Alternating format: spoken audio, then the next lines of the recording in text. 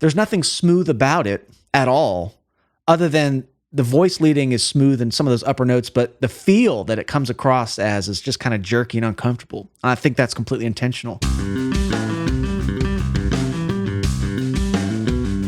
What's up, guys? Welcome back to Low-End University. Right as you guys convert me into a huge NOFX fan, the band decides to go off and retire on me. Better late than never, but I've heard some murmurs about a new song they've put out, something maybe re-released or reissued, because surely they weren't releasing new music 6 months after their final farewell shows. But it is new music, released back on July 9th, and it seems there might even be more to come. It seems that there's a compilation album slowly coming together with one song representing each letter of the alphabet in alphabetical order, and then it's shipping this December. And maybe if I'm good, Santa Claus might bring me one. Anyway, let's get to the wild part of all this. Apparently, Jaco Pastorius' nephew, David, played bass on this track. Now, I've never really known his name before. I might have heard of it. He's never really been on my radar, unlike Jaco's son, Felix, who I got to know over several years, once again at those Warwick bass camps I talk about all the time. But anyway, it seems this whole collaboration between Fat Mike and David Pastorius was sheer coincidence. What a cool, yet unlikely pairing. David Pastorius was in Las Vegas for a guitar show premiering his new signature bass. Fat Mike happened to be there, saw him play, liked his playing, got his digits, said, "Hey, come hang out at my place tomorrow," hit the record button, and it appears the rest is history. This article from No Treble outlines the whole story pretty nicely and even includes a video David posted breaking down an apparent two-handed tapping bass section in the song. We should probably check that out after the song, right? Without further ado, here is Barcelona from NOFX.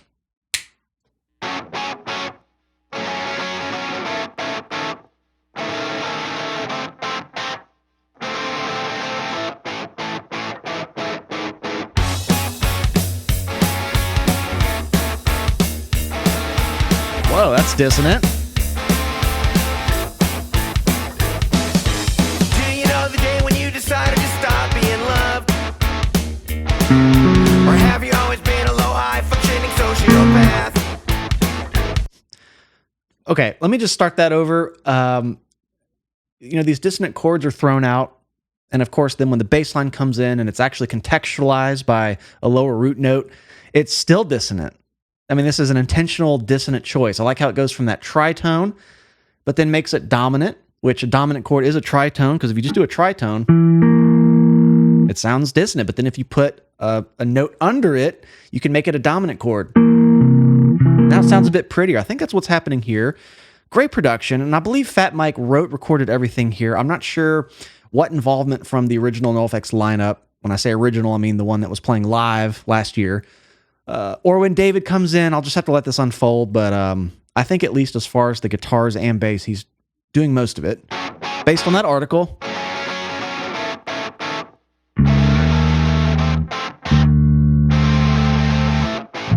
Okay.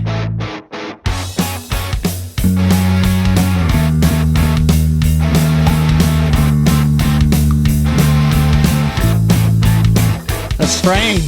Do you know the day when you decided to stop being loved? Or have you always been a low-high functioning sociopath?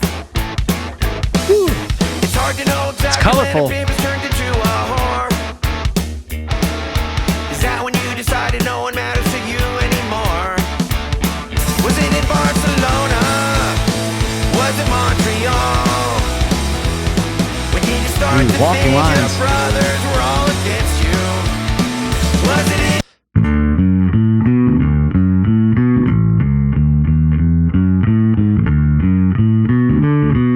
Man, this is just tasty already. A lot of accidentals. Accidental meaning out of key notes that are just temporary and expire essentially once the measure starts over or the measure passes.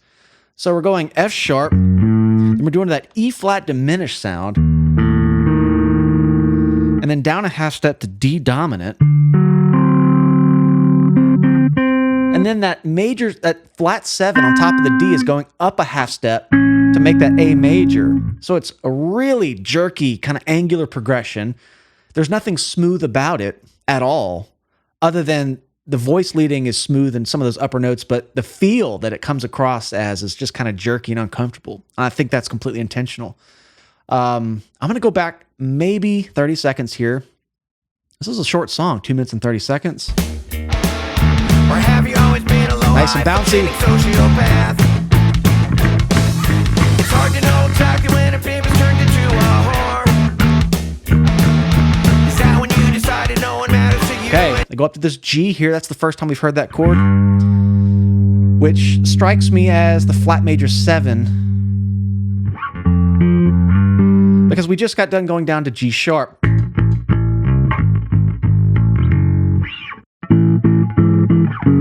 Now we're up here going.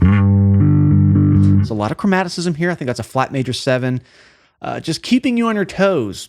My ear goes, in my subconscious right now, it's going, I don't know where this is going next. Those songs are always really fun to me. More. Was it in Barcelona? Was it Montreal? When did you start to think your brothers were all against you? Was it in Seattle or in the Philippines? When did you start to think they were all just an end to your means? Is that all this really means to you? You're not. He's got the flickinest, fastest wrist of the West, I'll tell you that. What song was I just hearing that had that crazy fast stuff in it? Man, I've heard a lot of NOFX songs with that in it. What? Damn it, what song was that? I'm drawing a blank here, but it reminded me of that. It was within the last year I reviewed it. Think they were all just an end to your means. Is that all Bass and guitar doing it there. this really means to you? You're not the man I thought I knew, not even worthy of a decent song. What a shame, what a loss. Was it really worth the cost? Really outlining that diminished arpeggio now, which diminished, I mean, that's essentially the tritone sound. Just put an octave, so I think he's just going E flat or D sharp. I don't even know what to call it in this point because I'm not really even sure what the main key is. Nonetheless, doesn't matter. Kind of swinging it versus. All right. Losing everything in every shame. And then starting that walking bass line a little earlier than the chorus. So it feels like the whole bass line is getting busier earlier than maybe verse 1. So that's a cool storyboarding thing. I talk about that all the time. How is the bass line constructed? If you took everything in the song away and just paid attention to the bass line, or if you really extracted everything from the song and just listened to the bass line by itself, does it still tell some sort of story? I'm real big on that lately because I think bass players subconsciously do this to have a grasp on the song's energy. It's like the leash. You know, how much slack are they leaving in it? How tight are they pulling it? And it's those things like just getting a little bit busier in verse 2 than you were in verse 1 have a huge impact on how everything translates. Okay. Thought I knew, not even worthy of a decent song. What a shame, what a loss. Was it really worth I missed that the first time. the Tasty. cost? Losing everything and everyone who ever Yeah, it's almost like the chorus bass line earlier. I love that so much. It's so simple. lost. Was it really worth the cost? Losing everything and everyone who ever loved you. I know effectless, no effectless, necklace shell of a man with an. Okay, I read that No Treble article like a couple days ago, so I'm not looking at it now. I feel like I read that they alternate a bit during the verses, so I'm honestly unsure who is who here. You know, I was talking about this being an unlikely pairing earlier. Well, the more I think about it, you know, not being familiar with David Pastorius, I assume he's a really technically proficient player, tasty, you know, if it's anything like his uncle, Jaco. But when I think about the cool stuff I've dissected from Fat Mike, I mean, he does some incredibly impressive stuff. Really out of the box, unexpected. I mean, that's a huge part of me really perking up with punk rock. I'm so glad I did some of those NOFX songs earlier. So all that to say, it's really not out of the realm for him to do something just as crazy as perhaps David Pastorius might. So I'm honestly unsure. It's not like this huge disparity of like, oh, Fat Mike would never do that.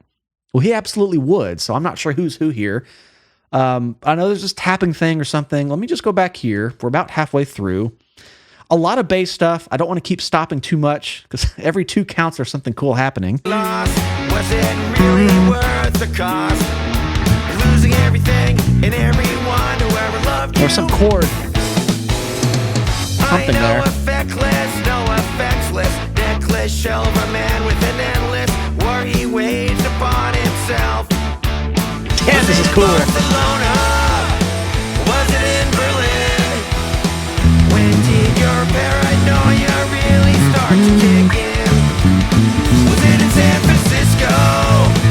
Was it Echo Park? When did all the light in your life turn completely dark? If you know a backlist, no effects list, no good dilettante with the denseness that thinks checkers is just chess list. That's gotta be it. Not at all what I was expecting. It's almost like a little texture. Unlike what I just reviewed from Much the Same, their song Snake in the Grass. It was kind of like everything dropped out and that was the focus. This is more like a secondary part to add to the energy. I almost didn't catch it. It just kind of sounded like a something like this. Okay, I'm gonna go back and hear that. And then I've got the video queued up next so we can see David play it, thanks to no treble. But I like these little chords happening.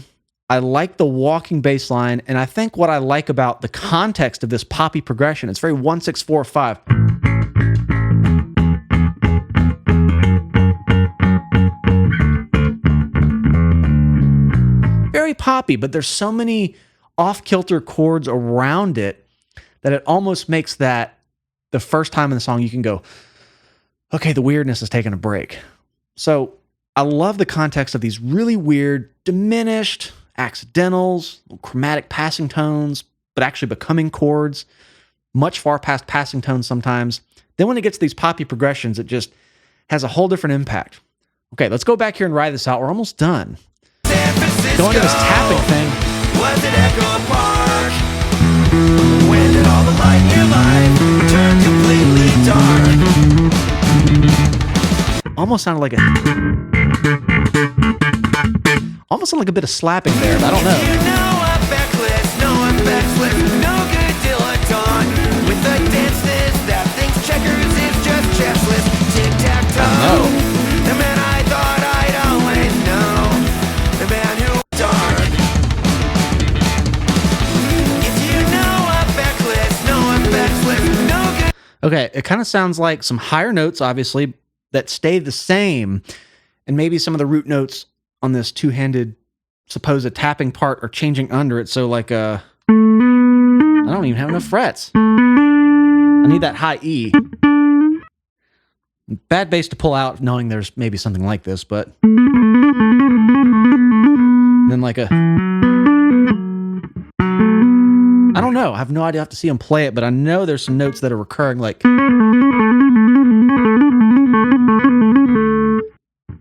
very interesting. I actually like that it's not this like, okay, here's the obvious gimmicky technical part. Not saying that about the Much the Same song, but I guess the way it was hyped up in that article, I might have thought it was, you know, just something tacked on at the end. I like the energy it adds. It's very much something you would have heard Hefe play on guitar, just some crazy melody or some gnarly little bass thing that we've definitely heard in other NOFX songs. So it feels natural for what I've come to expect with the band. I like that about it. It's kind of just a layer. Okay, one more time. If you know a backlist, no effects list, no good dilettante with the denseness that thinks checkers is just chess list. Tic-tac-toe. The man I thought I'd always know. The man who was convinced to tear it all apart. He was the last man I ever thought would break my heart. Ooh. That's cool. Previously, we've heard the, whatever that was. Now there's like a gurgling bass line under that to bring it out and resolve it back to the 1. 4-1. The man who was convinced to tear it all apart. He was the last man I ever thought.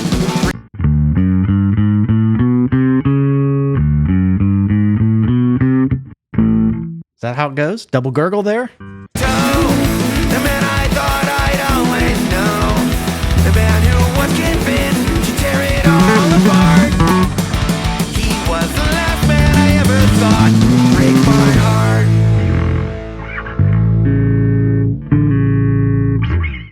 I have to say, despite the song being oh, this sounds reductive. I don't want to say afterthought, but something being released after the band's retirement. I actually remember reading this was conceptualized as a song idea maybe 10, 12 years ago, but actually finalized and recorded recently. This song is quite up there in terms of the coolest NOFX bass songs I've heard.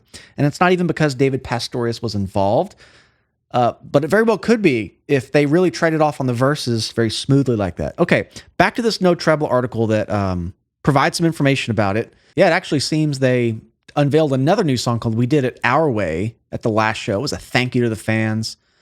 Surprise single, Barcelona. Mike said, I guess that's kind of weird that I hired a bassist when I'm a bassist. He was that good.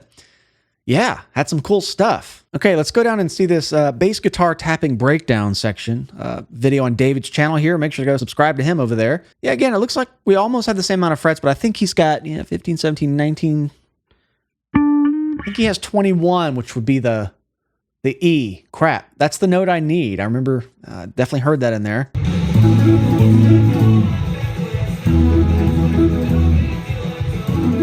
Okay, I was right.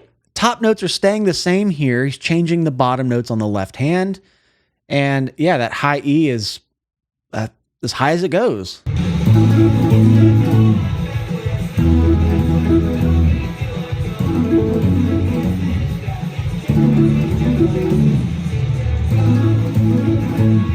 Cool little flurry thing. Ooh, he's about to slap something. Yeah, that's the note I need. But it's a cool part. Left hand's basically kind of going.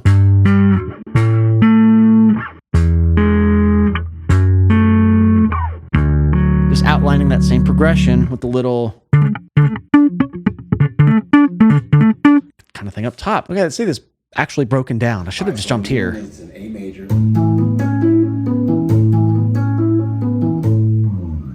With an E and a B, high C tapped. So. And the next chord I'm going. Yeah, that's why I need.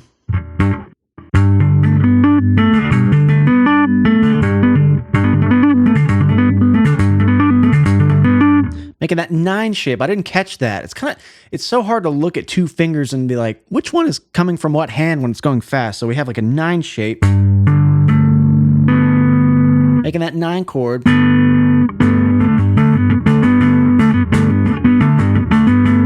Then adding that top D. Of course, I'm transposing down a whole step because I don't have enough frets.